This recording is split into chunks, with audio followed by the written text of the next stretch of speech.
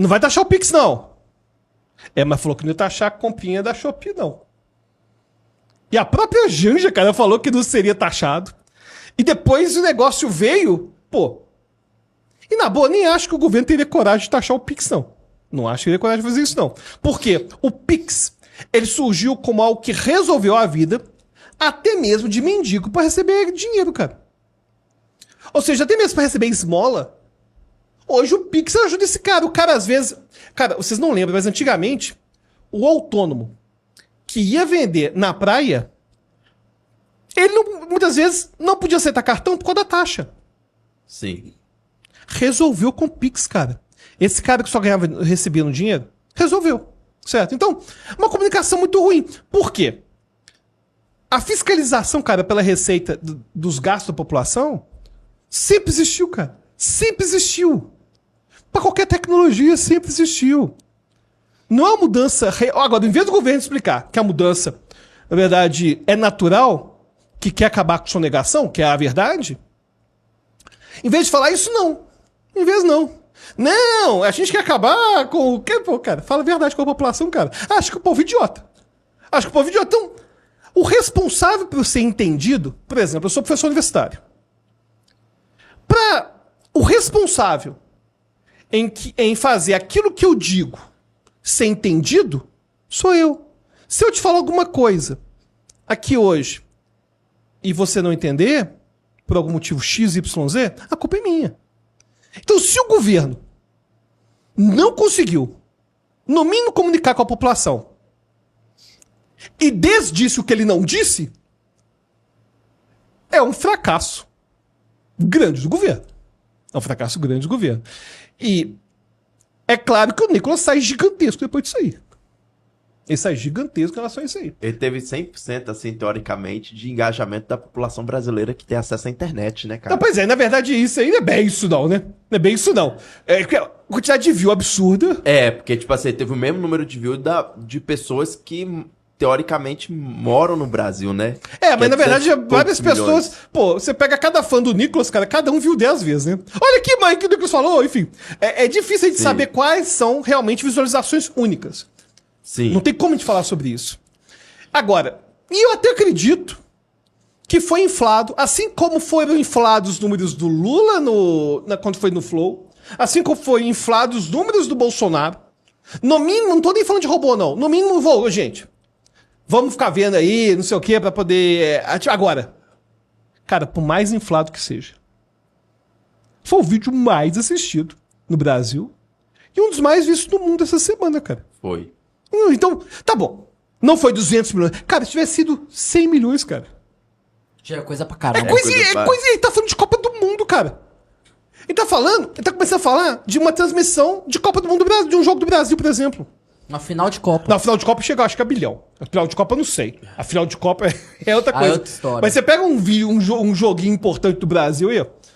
Pô, Brasil contra a Argentina. Pois é. Numa semifinal de Copa do Mundo. Sei lá, pois é, enfim. Então, eu não sei se é exatamente isso que ele queria que eu falasse a respeito, mas pra mim é, no mínimo, uma falha da comunicação do governo que não conversa com aquele cara que acredita no PT. No mínimo isso. Agora, muito dessas pessoas, elas votaram no Bolsonaro. Certo? Porque metade da população votou no Bolsonaro. E são pessoas que estão viúvas de alguém.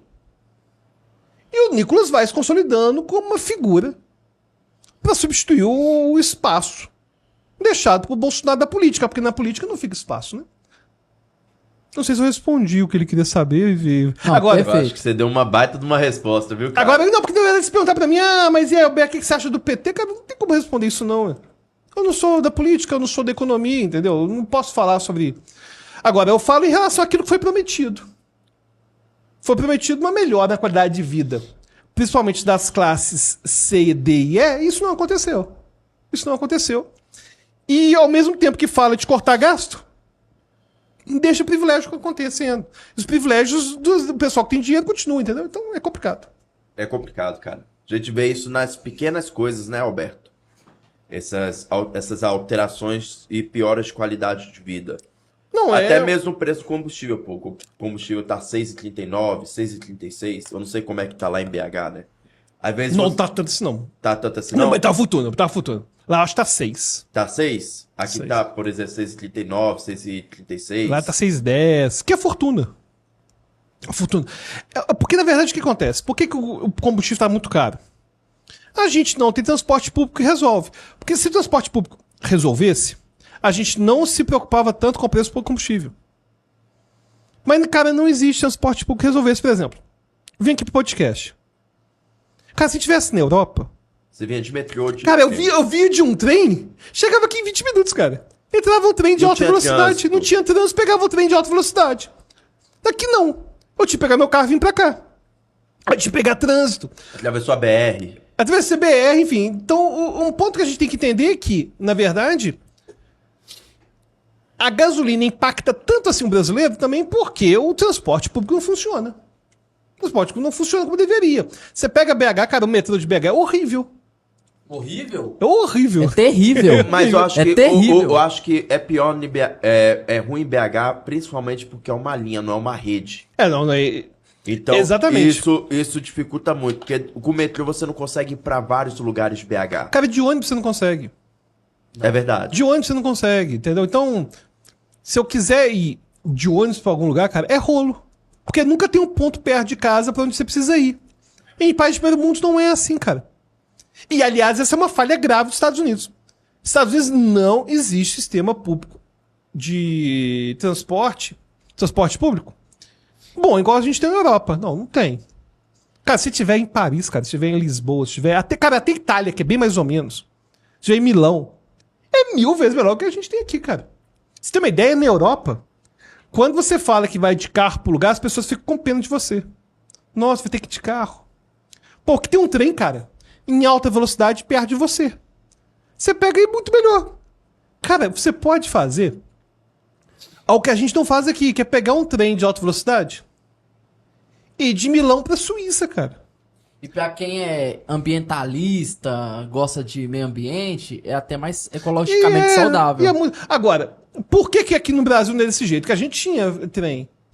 Por conta de acordos com empreiteiras, acordos com o pessoal que ia fazer as rodovias, para fazer a expansão do Brasil, entendeu? Então acabaram com a nossa linha férrea. O trem era muito melhor. Muito melhor. Agora o trem é só utilizado agora para passeio pro Espírito Santo. E detalhe, um trem que não é um trem... É um trem turístico em relação ao passado e tudo mais. É uma experiência até legal, uma experiência antiga, mas não é um trem de alta velocidade para resolver problema. Cara, a gente vai... Imagina. São centenas de quilômetros de Milão para Roma. Dá para fazer bate e volta, cara. É como se eu pudesse pegar um trem e fazer um bate e volta para São Paulo, cara. Vou lá, 3 horas estou em São Paulo, 4 horas em São Paulo e volto, cara. Isso é uma coisa que não existe aqui no Brasil, cara. Não existe. E na China tem. Né? Aí a gente devia aprender um pouco mais com a China. Um pouco mais com a Finlândia. Pra mim não tem que ter essa rixa de sistema. Não, cara, vamos pegar o que funcionou em alguns países e ver o que aplica no Brasil. Certo? É isso aí. Cara, mas voltando pro assunto de estudos e memorização. Certo. Eu não sei que ponto, quando eu fui no banheiro, você mais o Emanuel tocou a A conversa. gente chegou sobre memória fotográfica. Sim. E antes de você entrar nesse assunto, eu tenho que comentar aqui que o canal curiosamente respondeu, ó. Respondeu bem demais e falou que você domina qualquer assunto. Meu Deus. Mas tem que se inscrever no canal Alberto Deliso e ver nosso podcast. A gente tem nosso podcast também. Legal. Faz Delisola Cast. Toda semana tem um episódio. Ó, que Tá legal. lá com um episódio lá. Fala sobre tudo. Eu e dia? minha mulher, toda quarta-feira, 19 horas. Ó, é Já gravado? Tem gravado, já tem 30 episódios, só que a gente finge que é ao vivo, a gente coloca estreia. Mas eu fico no chat ao vivo, O chat é ao vivo. Top demais. Isso aí. Cara, Pode mandar. então vamos lá. Então vou partir do ponto que a gente tava conversando, da teoria do professor Pierre Louis. Cara, você falou que a escrita, assim, realmente ela melhora a questão da consolidação da informação, né? Na memória, né? Mas eu gostaria de saber, sua opinião, se só isso é o suficiente como que eu poderia ir repetindo aquela informação? Boa pergunta. Porque eu já expliquei que a repetição é importante. Sim. Bom, na verdade, quando eu digo repetir, não é necessariamente da mesma forma. Então, por exemplo... Eu não ler várias vezes a mesma coisa. Às vezes não. Por exemplo, vamos supor que eu tô vendo a aula, fiz a minha primeira anotação assistindo a aula. Sim. Beleza. Quando eu faço o exercício, eu tô repetindo a informação. Quando eu chego e crio nas minhas anotações feitas bagunçadas na sala de aula, eu crio um resumo meu, eu tô repetindo a informação. E uma coisa interessante é que quanto mais sentidos eu colocar na minha aprendizagem, é como se eu estivesse fazendo um backup daquilo. Então, por exemplo, se eu estou fazendo uma caminhada, contando em voz alta sozinho, como se estivesse dando uma aula, o assunto, e é comum as pessoas fazerem isso, tipo ensaiando. Uhum. Eu estou repetindo usando certos processos cognitivos. Agora, se eu chego e gravo um vídeo sobre isso, ou se eu chego e escrevo sobre isso, eu estou criando novos arquivos sobre isso e são arquivos distintos. Ou seja, não tem como te afirmar quantas vezes tem que ser feito isso, mas a gente tem que estar sempre testando e sempre vendo o quanto que a nossa memória consegue guardar essas informações, entendeu? Então, em geral, quanto mais variados forem seus sentidos para a aprendizagem, melhor. Por exemplo, se você faz uma anotação, ou se você faz uma anotação e colore essa anotação, a colorida funciona mais. É mesmo? Se você coloca desenho, o desenho vai fazer funcionar mais também. Já viu que é comum a gente no colégio? Olha que tem tempo que eu tava no colégio, né? Enfim. Fazer o quê, né, cara? Não tem tempo que eu tava no colégio. Aí você colocava, por exemplo, setinha pra cima, setinha pra baixo. Você fazia X, fazia cifrão. Esses símbolos ajudam a gente a guardar mais. Inclusive tem um termo legal, que são organizadores gráficos. O que é isso? Toda vez que eu uso uma anotação para dar forma para o meu conteúdo, eu estou usando um organizador gráfico. Você já deve ter visto professor de biologia, por exemplo, fazer aquelas anotações do colégio, que tem aquelas chaves assim, ó. Fazer aquela chave do lado. Sim, sei. Ou isso é um organizador gráfico. Ou seja, eu quero graficamente organizar a informação. Ou então eu posso fazer um mapa mental, que tem se popularizado muito, né? De colocar uma figura e ficar puxando, enfim, fazer um organograma, fluxograma. Tem vários tipos de organizadores gráficos. Sim.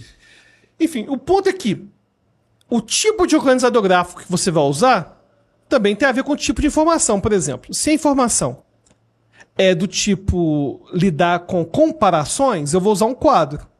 O que a gente já fez várias vezes em biologia. Tava lá estudando reinos. Reino Monera, reino protista. Aí colocava, tem célula, não tem...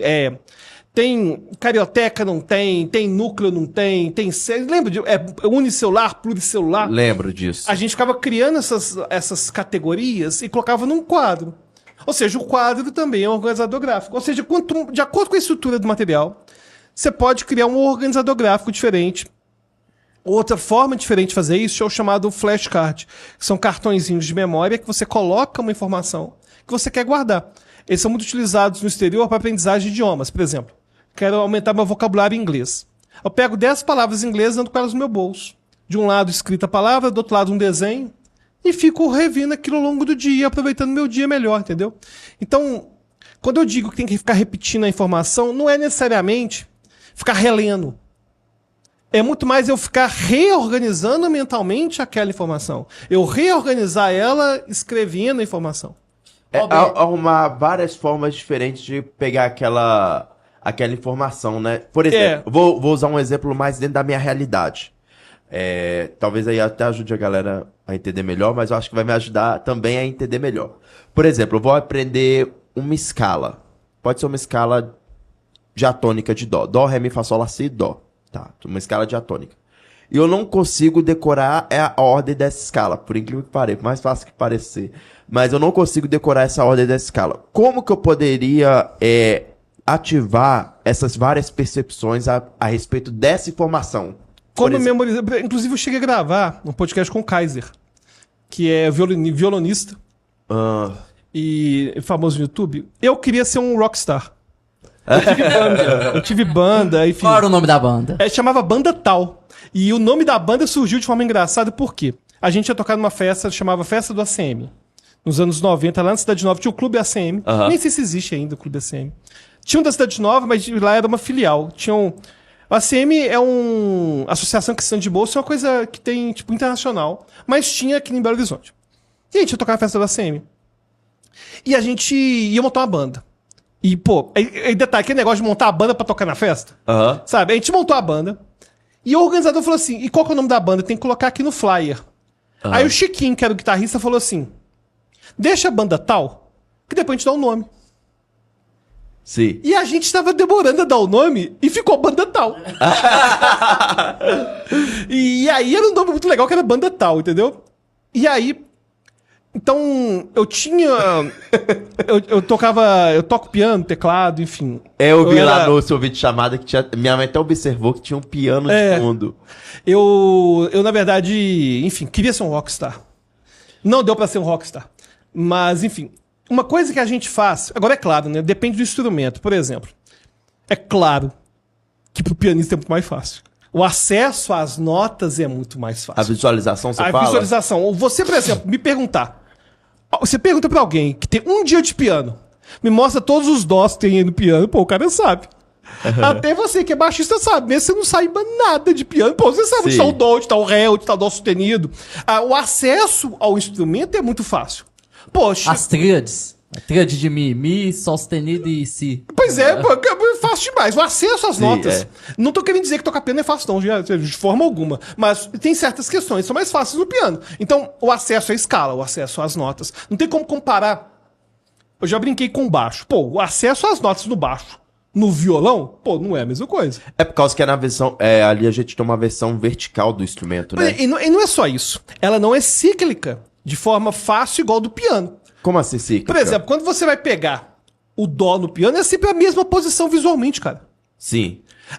Eu tenho que saber a ordem das cordas pra saber onde que ela vai estar de acordo com o local que eu vou colocar. E ainda tem a afinação também que influencia. E eu tenho que tem outra, eu tô nem entrando nisso. A afinação de instrumento, tô supondo que tá todo mundo com a afinação tradicional. Tudo isso então pra falar que eu não vou dizer, então, que é mais fácil. Mas tem alguns elementos que eu já usava no piano e que eu vejo alguns músicos usando. Por exemplo, o solfejo é uma forma de misturar isso. Quando você toca cantando as notas, você memoriza mais fácil a música. Por quê? Porque além de ter o gatilho de memória motor, tem um gatilho um gatilho cognitivo do nome da nota. Por isso que é comum músicos mesmo que não tô falando de solfejar também no tom certo. Quando eu falo de solfejo, a pessoa pode estar achando que eu tô falando de solfejar direitinho, dó, ré, não. Não, mas tem o solfejo rítmico também. Exatamente. Esses solfejos que a gente tem, até mesmo o baterista que faz, o baterista vai ficar assim, tum, tum, tum, tá, tá, e aquele tá, tá, tá, tum, tum, tum, tum, tá, tá. Isso aí é uma forma que o baterista cria de incorporar mais elementos cognitivos durante aquela aprendizagem. Porque se ficar só no motor, ele não consegue. Cara, isso é tão verdade que com os meus alunos eu aplico justamente esse solfejo. Pra eles pegarem um groove virada, por exemplo, tem um groove que eu peço, uma virada que eu peço pra eles assim, ó. Faz essa virada aqui, ó. Taga, taga, piche. Aí, tá vendo? Aí, exatamente. Taga, taga, piche. Pô, que carinha era muito engraçado que o baterista chegava, cara. Você sabe que é caixa e prato. Exatamente. Ele Taga, chegava. taga, E aí ele chegava, cara, e falava assim, ó. Peraí, gente, eu me perdi no daga, daga, daga. Daga o quê, cara? Que parte é essa? Que parte é essa? Porque era o símbolo que ele criou pra virada naquele momento daquela música. Não é aquela parte assim. Ah, tá, já entendi. Então, o primeiro ponto é que quanto mais você cria sentidos para aquilo, melhor funciona. Esse é o primeiro ponto. Então, o músico que solfeja junto, seja cantando as batidas da bateria, seja cantando as notas, o tempo todo auxilia. Segundo ponto que auxilia a memorização é você entender que se você vai utilizar a memorização, o ideal é que faça acréscimos naquela linha a ser memorizada bem aos poucos. Então, por exemplo, a nossa memória ela funciona com gatilho. Eu preciso de algo para chamar o próximo, por exemplo. Você sabe o alfabeto. A, B, C, D, enfim, até o Z. Mas apesar de você saber o alfabeto, se eu te falo, tá bom, qual que é a última letra? Z. E a anterior? Aí você tem que fazer A, B, C, D, até... Você não é capaz de fazer Z, Y, X, W, V, U, T, S, R, Q, P, N, V, K, J, I, H, G, F, E, D, C, B, A, Z, B, Y, C, X... Puta que pariu, mano. Mas não que tenha alguma validade de fazer isso, certo? Mas o ponto que a Mas pessoa... é da hora demais, velho. Você imagina você chegar numa balada lá com a novinha lá, você chegando aqui, ó. Você sabia que eu sei falar o ABC ao contrário? Mas o que que... Mas por que que eu tô falando sobre isso? treinar. Mas por que eu tô falando sobre isso? Olha que interessante. É comum, na música, o músico particionar a música sem saber os links entre as partes. Então, por exemplo, ele guarda a parte 1. Repete. Depois ele guarda a parte 2. Depois ele separadamente guarda a parte 3. Mas não tem um vínculo da A com a B, da parte 1 com a parte 2. Não tem um vínculo da parte 2 com a parte 3. Aí o que acontece? Ele chega na parte 1, como que era mesmo a 2? Aí quando tem o inicinho da 2, aí ele consegue fazer a 2. E isso é legal porque, por exemplo, eu trabalho com direção musical, os cantores, eles lembram da letra quando tem a introdução da música. É lógico. Porque a nossa memória funciona com gatilhos. Então, se você não tiver uma preocupação, além de aumentar a capacidade de elementos, sons, solfejo, se você não criar uma conexão entre aquilo que vai ser tocado, você não guarda. Então, é comum, às vezes, você ficar tanto tempo guardando um solo, você tá tanto tempo guardando a parte final do solo que é dificílima, que depois chega e você volta o inicinho. Você não lembra mais. Você não lembra mais. Porque é importante que exista uma repetição que envolva o início ao fim. Tem que ser uniforme, né? Tem. Além de você... Então, por exemplo, vamos supor que a trecho tem parte A, B, C, D. Você pode treinar o A separado, B separado, C separado, D separado. Mas se você não memorizar também o que acontece do A pro B, do B pro C e do C pro D, você vai esquecer. Porque não basta você saber. É igual ao alfabeto, igual o exemplo do alfabeto. Não basta você saber o alfabeto todo para você falar o último, falar o penúltimo, porque eu preciso de links entre essas partes. Então, se não tiver realmente um vínculo entre cada trecho da música, o músico o tempo todo vai ter aquele branco de, meu Deus, tive um branco aqui, não lembro. E detalhe, se a pessoa faz a primeira notazinha, o músico sabe tudo. É verdade. Ele vai saber tudo, porque já tá engatilhado. Então, se o músico entende a importância de repetição, se ele solfejar, se ele aumentar a quantidade de estímulos, e se ele tiver uma noção dessa transitoriedade, do vínculo entre as partes, vai facilitar a memorização com certeza. Entendi. Até mesmo das escalas, mesmo sendo distribuídas em 12 tons, né? Seria, então, o melhor jeito, só para ver se eu compreendi bem. No caso de escalas em específico, o melhor jeito seria ele solfejar aquilo, né? Você acha que também ele Solfejar ajuda muito. ou gravasse um áudio falando Ajuda. a ordem Ajuda. e fosse, por exemplo, ir pro trabalho e Ajuda. ouvindo? Ajuda. Se ele grava um áudio e vai ouvindo, ajuda. Você tem uma ideia? Era comum eu repassar música no ônibus. É mesmo? Tipo, eu queria guardar, eu ia gastar um tempo muito grande. E eu tinha que guardar as músicas, que eu tinha que tocar no ensaio, por exemplo. Eu tava no ônibus, indo pro ensaio. Ah, então tá. Então, era sol, sol, dó, dó, sol, sol. Eu ficava repetindo. Porque mesmo não tendo o elemento motor, que é o mais importante, o elemento cognitivo gera gatilho para ser capaz de executar. Então, se você tratar aquela informação como algo que tem que ser repetido, se você repetir várias vezes o seu dia, com certeza vai melhorar. Ó, que doideira. Doideira. Aí a gente entra agora eu quero entrar num outro ponto, mas também tá nesse campo da memorização e da consolidação da informação. Que é a seguinte pergunta, Alberto. Como ler livros? Boa pergunta.